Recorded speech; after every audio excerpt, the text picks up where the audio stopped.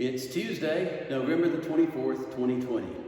I'm standing here at Palmer's Chapel in Cataloochee Valley, North Carolina. This building was erected about 1899, and people have worshiped here in the Cataloochee Valley since the mid-1800s. There's a lot of history associated with this chapel, and I could talk about a good deal of that. T.A. Gross was one of the faithful Methodist pastors who used to travel in here 15 miles one way from Jonathan Creek to preach here on a regular basis. He stayed at the Caldwell place just up the road, and Mr. Caldwell that lived there told the preacher after his first visit, he said, "The latch string will always be on the outside for you." That was a way of showing hospitality. Probably one of the most eventful moments that happened here was about 1928, as best I have been able to pin down. And they were having a revival service here. There was a preacher by the name of Frank Leatherwood who had come over from Waynesville, and he was preaching at this very pulpit. And he had another preacher with him by the name of Brown Caldwell, who in his previous years had made moonshine whiskey.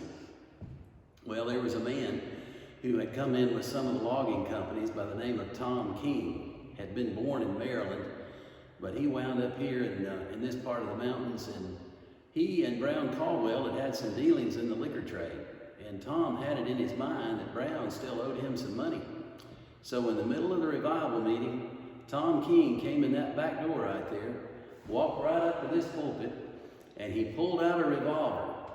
And he said, "If there's going to be any preaching done here tonight, it's going to be me." Well, the preacher left out, half the congregation left, some of them jumped out the windows, another went out the door, and everybody was scared to death. But little Mag Mooney Caldwell, not even 5 feet tall, she walked right up to this floor, right up into this pulpit. She got Tom King a hold by the lobe of the ear, and she pulled him out of that church with his pistol in tow. She said, "Tom, you need to calm yourself down and get yourself right with the Lord." And she cleared out the place. It reminds me of how that the Lord Jesus said, "Blessed are the peacemakers."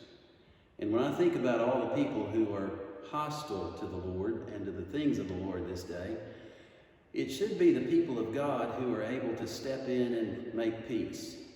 And I want to encourage all of us in this Thanksgiving holiday season, with all the conflict, with all the confrontation that's going on, we have an opportunity before us to be the ones who make peace, who step into the gap and are willing with courage to confront those who are advocating violence and otherwise who need the Lord, and to challenge them in that. So maybe not grab them by the lobe of the ear if they're pointing a pistol at us, but nevertheless, we can proclaim the good news about Jesus Christ, who came in order that we might have peace with God and live with Him forever. Happy Thanksgiving, and may God bless you all.